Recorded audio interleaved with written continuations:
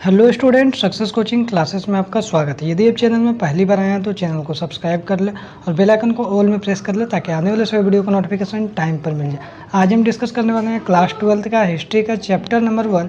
इसमें आपको top 50 MCQ करवाने वाले हैं, 50 ऑब्जेक्टिव क्वेश्चन करवाने वाले हैं जो आपको बोर्ड एग्जाम के लिए 2025 के लिए बहुत ही ज़्यादा इंपॉर्टेंट होने वाला है। तो चलिए सबसे पहला यहाँ पर क्वेश्चन देखते हैं। बनावली किस राज्य में स्थित है? तो याद रखिएगा बनावली जो है किस राज्य में स्थित है। तो याद रखिएगा इसका जो राइट आंसर हो जाएगा हमारा हरियाणा, बिल्कुल राइट आंसर हो जाएगा। आगे देखते हैं अगर क्वेश्चन नंबर 2 क्या बोल रहा है। सिंधु घाटी के निवासियों को किस धातु का ज्ञान था? बोल रहा है सिंधु घाटी का जो निवासी है उसको किस धातु का ज्ञान था? तो याद रखिएगा लोहा का ज्ञान था। किस धातु का ज्ञान था? तो याद रखिएगा लोहा का ज्ञान था। आगे यदि हम लोग देखते हैं क्वेश्चन नंबर 3 क्या बोल रहा है। हड़प्पा संस्कृति आधारित है। हड़प्पा जो संस्कृति है किस पर आधारित है? तो याद रखिएगा व्यापार पर आधारित है। किस पर थे? व्यापार पर आधारित थे। आगे यदि हम लोग क्वेश्चन नंबर 4 देखते हैं तो हड़प्पा सभ्यता का स्वरूप का क्या है? याद रखिएगा हड़प्पा सभ्यता जो उसका स्वरूप कैसा है? तो याद रखिएगा कैसा सभ्यता? तो शहरी सभ्यता। याद रखिए हड़प्पा सभ्यता कैसा सभ्यता?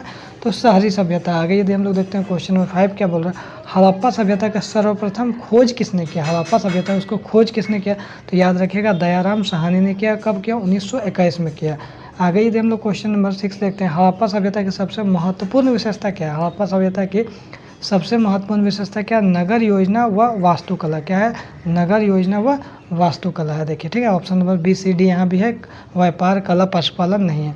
आगे यदि हम लोग देखते हैं हड़प्पा सभ्यता का पतन के क्या कारण थे? भैया खत्म हड़प्पा सभ्यता कैसे हो गया? तो विदेशी आक्रमण भी इसका पतन का कारण है, प्राकृतिक कारण भी है, मानवीय कारण। तो इसका राइट आंसर हो जाएगा उपयुक्त सभी हो जाएगा। आगे यदि हम लोग देखते हैं क्वेश्चन नंबर 8 क्या बोल रहा है। सिंधु घाटी सभ्यता में स्थलों में सर्वप्रथम किस स्थल का उत्खनन हुआ था? सबसे पहले किस स्थल का उत्खनन हुआ? तो याद रखिए हड़प्पा नामक स्थान का उत्खनन सबसे पहले हुआ। आगे यदि हम लोग क्वेश्चन नंबर 9 की ओर चलते हैं तो बोल रहा है किस सिंधु स्थल में सूती कपड़े के साक्ष्य मिले हैं? तो याद रखिए कहाँ पे? मोहनजोदड़ो में मिला। कहाँ पे मिला? मोहनजोदड़ो में। आगे यदि हम लोग क्वेश्चन नंबर 10 की ओर चलते हैं। मोहनजोदड़ो किस नदी के किनारे बसा हुआ है? तो याद रखिएगा मोहनजोदड़ो जो है कौन सा नदी के किनारे बसा हुआ? तो सिंधु नदी के किनारे बसा हुआ। आगे यदि हम लोग क्वेश्चन नंबर 11 देखते हैं तो लोथल कहाँ पे स्थित है? तो याद रखिएगा लोथल कहाँ पे स्थित है? तो गुजरात में स्थित है। कहाँ पे? गुजरात में।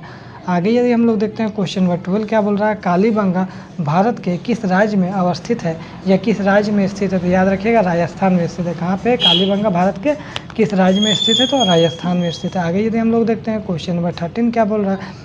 कालीबंगा किस नदी के किनारे स्थित है? तो याद रखिएगा कौन सा नदी है?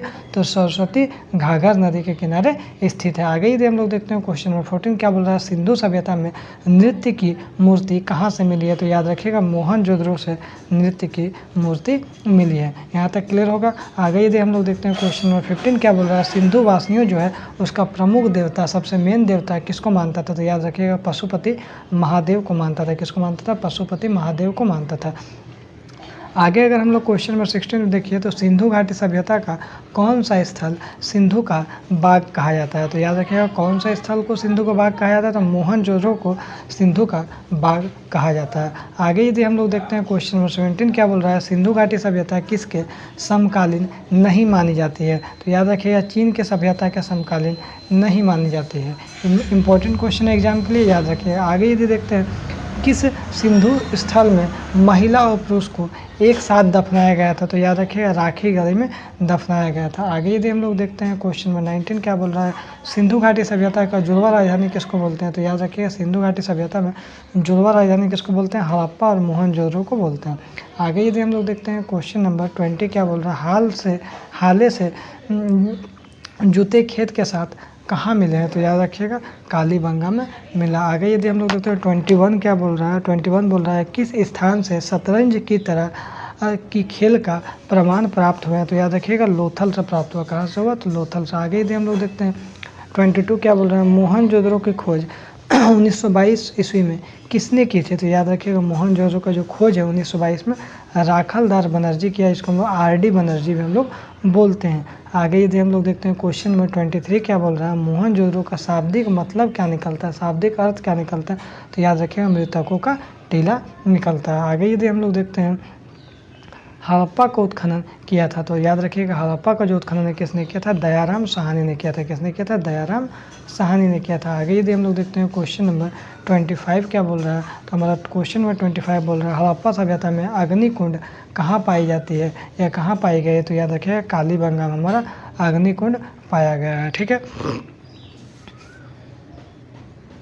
तो इसमें आपको टॉप 25 क्वेश्चन डिस्कस किए। इसका नेक्स्ट वीडियो लेकर आएंगे, उसमें 25 क्वेश्चन और डिस्कस किया जाएगा। तो यदि आपको वीडियो अच्छा लगे तो लाइक करिएगा, शेयर करिएगा।